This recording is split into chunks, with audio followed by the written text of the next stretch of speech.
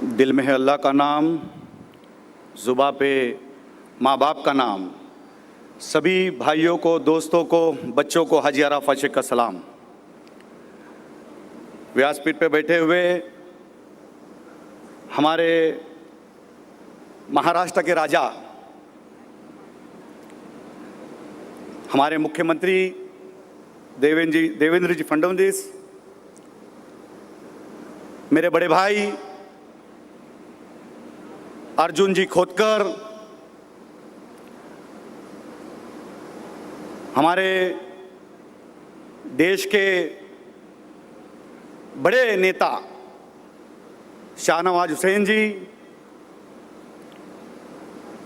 हमारे, जैसे मैं खाटिक समाज से हूँ वैसे वो धनगर समाज से है। धनगर और खाटिक का बड़ा आमना सामना रहा, साथ चोली दामन का साथ रहा। वैसे हमारे कैबिनेट मंत्री जानकर जी, मुसलमानों के हक के लिए लड़ने वाले, बार बार देखे गए स्टेट और देश में एक बड़े दिग्गज नेता अबू हाशिम आज़मी जी, हमारे पीर जिनको दिल से मानते हम, हमारे हजरत मोइन मियाँ जी, बुजुर्ग तो नहीं कहूँगा लेकिन मेरे अब्बा के गहरे दोस्त कृपा शंकर जी, भाई जगताप तो कभी मुझे लगता बूढ़े नहीं होंगे, हमारे आमदार भाई जगताप जी, और सभी जिम्मेदारान। बहुत देर से सभी लोगों की बात सुनी, सभी जिम्मेदारों ने अपने अपने तरीके से अपनी बात रखी। हमारे भाई कह रहे थे कि इस उर्दू अखबार को 3 साल हो गए, लेकिन ये हाजी अराफात शेख कहता है ये उर्दू अखबार को 3 साल नहीं 25 साल हुए।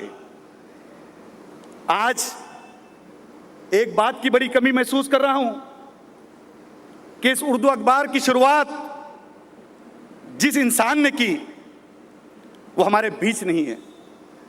हमारे गहरे दोस्त, हमारे भाई मोइन भाई आज वहां यहां होते तो बहुत खुश होते, या शायद वो होते तो ये अखबार भी ना होता और कुछ होता, लेकिन हालात को ये मंजूर था।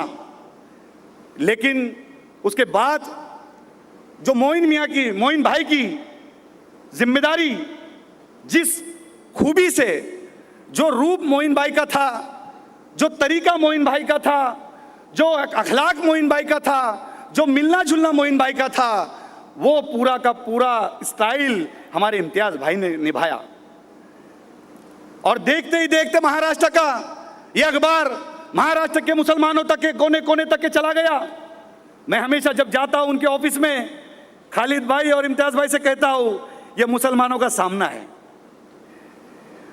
और आप जिस तरीके की बात लिखते हो, मैं सुबह के वक्त, मैं और मेरी अम्मी पहले जब पढ़ते हैं तो लगभग हमारा पेपर सामना और उर्दू न्यूज़ लगभग उस तरीके की बातें करता है।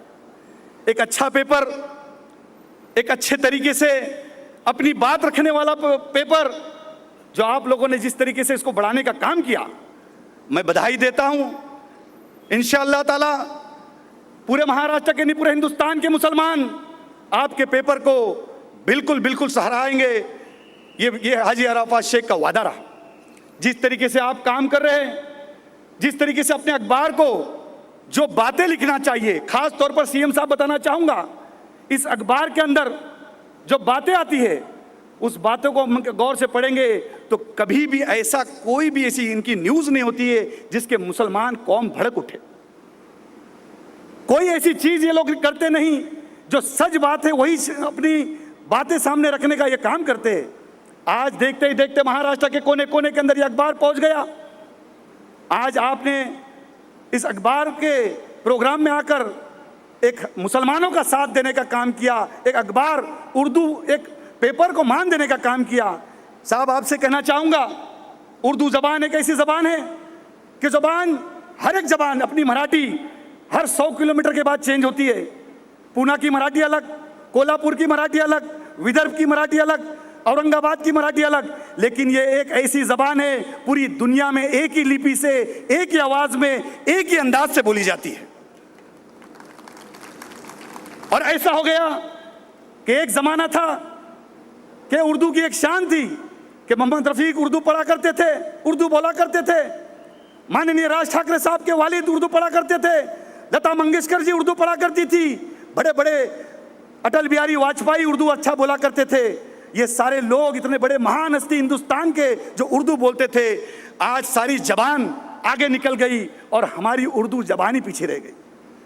दिन पे दिन ऐसा हो गया कि हमारी उर्दू स्कूलें बंद होती गई, हमारी टीचरें कम होती गई। साहब, ये खास तौर पर देश के लिए तो नहीं कहूँगा, लेकिन महाराष्ट्र के लिए आप उर्दू लैंग्वेज के ऊपर, उर्दू ज़बान पे, उर्दू टीचरों पे और उर्दू स्कूलों पे थोड़ा सा ध्यान दीजिए। आने वाले कल के अंदर ये मीठी ज़बान, ये प्यारी ज़बान, ये तहजीब वाली ज़बान, पूरे हिंदुस्तान में जो बोलने वाली ज़बान, हिंदुस्तान के बाहर भी बोलने वाली ज़बान, ये हम पूरे देश भर में और देश के बाहर भी पहुँचाना चाहते। इसके लिए आपको बहुत बिल्कुल और बिल्कुल ध्यान देकर उर्दू तहजीब के लिए, ज़बान को आगे बढ़ाने के लिए करना चाहिए। उर्दू अखबारों को भी आपको ध्यान देना चाहिए, यही आपके सामने कहना चाहूँगा। बहुत दिनों से सुन रहा था कि ये पेपर का कार्यक्रम किस तरीके से होता है। कुछ लोग इसमें रुकावट डालने के लिए बहुत कोशिश कर रहे थे, लेकिन वो कहते हैं ना, अगर तुम्हारा मन साफ होगा, मन चंगा तो कटोरी में गंगा। जिसके मन साफ होगा उसके हर जगह रहमत ही रहमत बरसेगी। मैं एक ही चीज़ कहूँगा कि ये अमल के दायरे में काम करने वाले लोग हैं, इम्तियाज़ भाई और खालिद भाई, हर चीज़ सोच समझ के दोनों भाई एक जुट बनकर, एक पिलर बनकर काम करते हैं और हमारे मोइन भाई का नाम महाराष्ट्र नहीं पूरे देश भर में लेके जाने का काम कर रहे हैं। एक अमल के दायरे में काम करने वाले लोग हैं। एक अल्लामा इकबाल साहब का अशार पेश करूंगा, बेअमल दिलो तो जज्बात से क्या होता है। मैं उन लोगों से कहता हूं, ये खास तौर जो लोग सुन रहे होंगे, उन लोगों से ये अशार उनके नाम पेश कर रहा हूं कि मेरे दोस्त, मेरे भाई अमल के दायरे में काम करते हैं, तब ये पेपर आज महाराष्ट्र के कोने कोने में पहुंच गया। बेअमल दिल हो तो जज्बात से क्या होता है, बेअमल दिल हो तो जज्बात से क्या होता है, धरती बंजर हो तो बरसात से क्या होता है। बेअमल दिल हो तो जज्बात से क्या होता है, धरती बंजर हो तो बरसात से क्या होता है।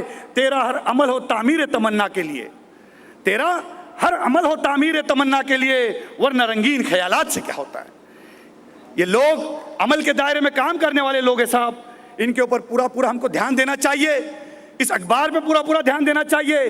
हर चीज़ के ऊपर पूरी तरीके से इनके ताकत के साथ में मेरे कौम के सभी बड़े लोग यहाँ पे बैठे हुए, बड़े जिम्मेदार लोग बैठे हुए, हिंदुस्तान के नामी गिरामी लोग यहाँ पे बैठे हुए, उनसे सबसे मैं गुजारिश करूँगा, एक आपका भाई होने के नाते गुजारिश करूँगा कि उर्दू न्यूज़ जो महाराष्ट्र के कोने कोने तक पहुँचा है, हिंदुस्तान के कोने कोने तक पहुँचाने का काम हम सबको करना है। यही कह के यहीं रुकता हूँ। जय हिंद, जय महाराष्ट्र, खुदा हाफिज।